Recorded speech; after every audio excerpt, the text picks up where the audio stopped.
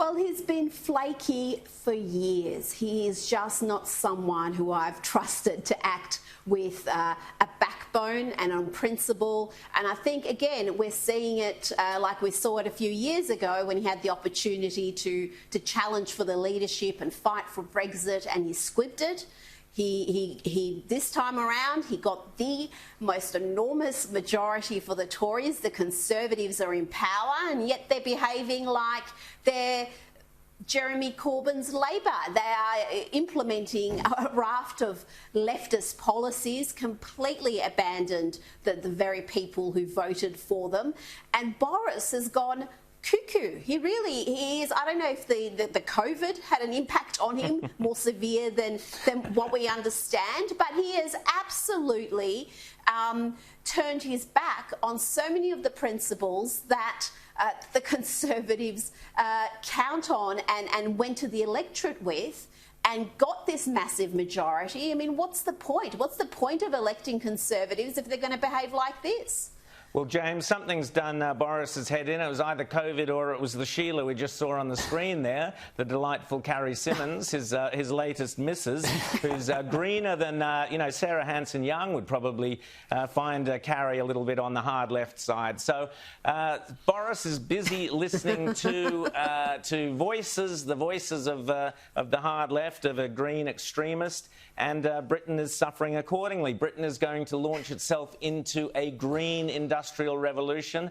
Good luck with that. And they're also gone lockdown crazy. Maybe they could get Steve Marshall over there to give them a few tips on how to shut the pizza shops down. James?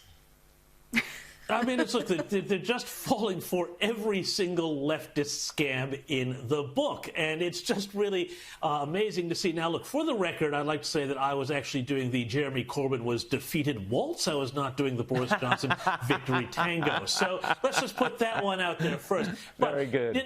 Number two, we always did know that there was some shakiness to Johnson. He always had that weird sort of green tinge, but also we always sort of had a sense that Johnson was somebody who could be easily blown by the wind and somebody who wasn't, necessarily across his brief. We remember that Andrew Neil interview that he did before the election, where Andrew Neil just basically eviscerated him and found him to be completely unprepared on a very key matter of policy. That said, though, where they're going now is just an absolute model of where the West shouldn't go. They're driving the country off the cliff in an electric car with their idea that they're going to mandate electric vehicles across the country, I think within the next 15 years or some incredibly short time like that. Now, at least Britain, unlike us, has nuclear power, so they can still get the damn things charged. But also, they are now putting the entire country under an incredibly draconian lockdown, which, if you do any research at all, is destroying people's lives and livelihoods. And yet, the lockdown was such a success the first time around, I guess we'll do it again just for fun. They have no clue what they're doing. They've lost control of not just the virus, but the narrative around it. They don't know what they're trying to do with the environment or the economy. It's really distressing, and I don't know where Conservative governance goes in Great Britain after this. Well, I'm going to add to this that I wasn't doing the Boris dance either, James and Rita. I was doing a spectator editor is running the country dance. Now, come on. You can't go wrong with that dance, can you? Nigel Lawson. You and...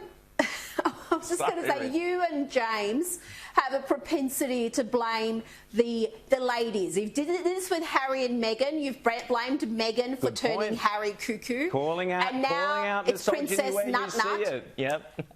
Well, I'm just saying. Maybe these women are just Exactly. There you go. I'm not calling you a misogynist. No, Calm down. I'm just saying that when these blokes go wacko, perhaps that was always in them. It wasn't the women. I don't disagree with you there. In fact, I'm told that what makes Boris Johnson so successful in the past, both when he was mayor and when he was an editor and when he was winning Brexit and so on, was the fact that he always had a great chief of staff alongside him. He got rid of the last one, Dominic Cummings. But I just quickly want to quote Lord Nigel Lawson, who was, of course, in Margaret Thatcher's cabinet, father of Nigella Lawson, who has come out strongly against Boris's job creation green mantra by saying his job creation mantra is economically illiterate. A program to erect statues of Boris in every town and village in the land would also create jobs, but that doesn't make it a sensible thing to do.